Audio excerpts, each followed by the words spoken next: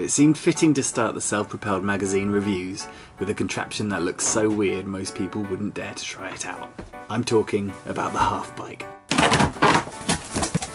It arrived in a box with a logo designed to perplex your girlfriend. Inside, the thing was partly assembled, and at first glance it wasn't immediately obvious how to finish off the build.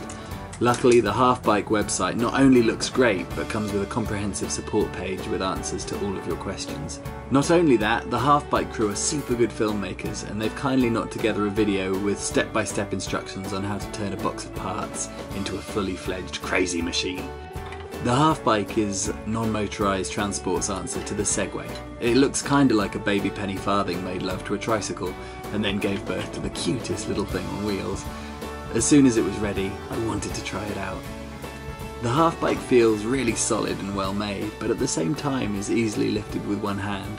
With some apprehension, I wandered up to dry land, trying to visualise how the first ride would go. Here goes nothing. It looks ever so easy on the videos when the pros are riding it, but I figured it wouldn't be quite so simple, especially seeing as you want to intuitively steer using the handlebar.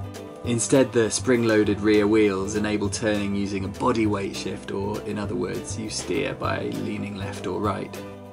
It took about 5 or 6 goes to cover 10 metres, and after 10 minutes or so I could just about make it through a full frame without having to put a foot down. It's worth noting that if you decide to teach yourself in a public place, the process will be much slower purely because people will stop you for a chat and then inevitably ask for a picture. I found that the key was to start with a pedal just forward of the upright position and, much like a kick scooter, then use the standing foot to push off to give it some forward momentum, which you need to take advantage of before the Halfbike slows to a crawl. Like a bicycle, it's easier to keep going when you've got some pace up, so getting your back foot onto the remaining pedal and continuing the rotation of the pedals is key to carrying on. After that, to avoid overweighting on one side during each pedal pushdown, using a combination of opposite lean and then the support of the handlebars will, or at least should, keep you upright. The learning curve is pretty progressive, and after half an hour I was happily covering 30 or 40 metres in a straight line. And once you're at that stage, the fun begins.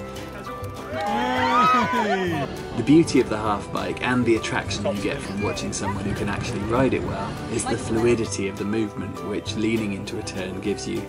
Once you're up and running in a straight line, try turning, first small and then with a bit more pressure. The sensation when turning is that the Halfbike is always about to fall over, but actually the springs allow quite an angle before all hope is lost. So as you're trying out the limitations of your balance and the Halfbike's turning circle, all the while you have to trust that the small wheels behind you are actually staying on the ground, which almost always they are. Without doubt, the Halfbike is a head turner. I'm informed by its creators that distances of over 80 miles or so have been travelled in a day. But man, that must have been a workout. The only way to reasonably carry gear would be in a small backpack, so I'm not convinced that the Halfbike would be the ideal companion on a long distance journey, but rein in your expectations and you could easily win a competition for the coolest commuter in town.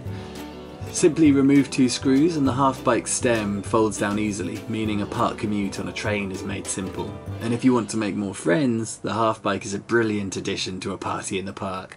Everyone will want to go, and thankfully, most will get to a stage where they're comfortably riding along after not too long in the non-existent saddle.